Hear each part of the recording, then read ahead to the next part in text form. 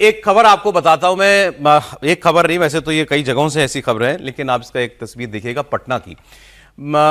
बड़ी तादाद में प्रवासी बिहारी मजदूर वो घर लौटने लगे हैं, जो दूसरे राज्यों में काम करते हैं वो घर वापस आ रहे हैं। क्यों? ये पटना रेलवे स्टेशन की तस्वीर है। इनका कहना है कि हम गैस के सिलेंडर की वजह से वापस लौट रहे हैं। नौकरी पे मतलब नौकरी है, सिलेंडर नहीं, काम तो मिला हुआ है, लेकिन खाएं क्या? अब उनके नाम पर कोई ऐसा नहीं है कि कोई कनेक्शन भी नहीं होते मेरे ख्याल से, तो छोटे सिलेंडरों पर गुजारा करते हैं ज्यादातर लोग जो है, तो वो उसकी किल्लत की वजह से लोगों का घर आना हो रहा है। कुछ एक लोगों ने बताया भी कि वहां पर क्या हालात हैं। गैस क्यों प्रॉब्लम था और काम वाम भी नहीं चल रहा था बराबर, गैस नहीं मिल रहा था, एकदम गैस नहीं मिल रहा था, नहीं बराबर खाना नहीं बन रहा था, लकड़ी पे खाना बन रहा था। दिक्कत यही सबसे ज्यादा है कि मानो गैस नहीं मिल रहा है। हम लोग तो पेमेंट भी सेट नहीं रोकता है फैक्ट्री वाला, 10 को मिल करके हगामा कर देते, पेमेंट भी दे देता है, लेकिन गैस नहीं मिल रहा है तो वो भी बेचारा कोई काम नहीं कर रहा है। बोल हम क्या करें, तू लोग के पैसा कमी है तो बोलो देता हूँ।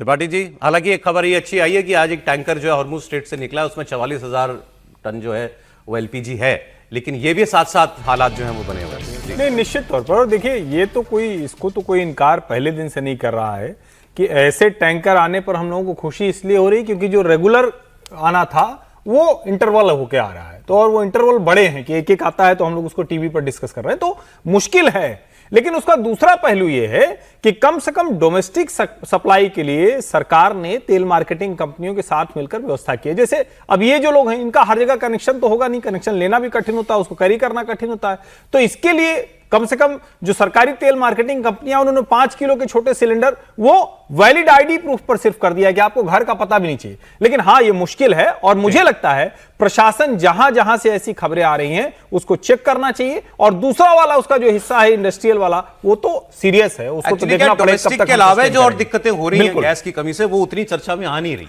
नहीं, मैं आपको ये बता रहा हूं कि ये दिक्कतें हो रही हैं, और दिक्कतें इसलिए नहीं हो रही हैं कि कोई राजनीतिक व्यवस्थापन में कमी है। अब जो आप जिस पर आपके पास आंतरिक जो क्षमताएं हैं, वो क्षमता आप अपने उस पर फुल पे चल रहे हैं, सारी रिफाइनरी जो हैं वो अपने ऑप्टिमम पर फंक्शन कर रहे हैं।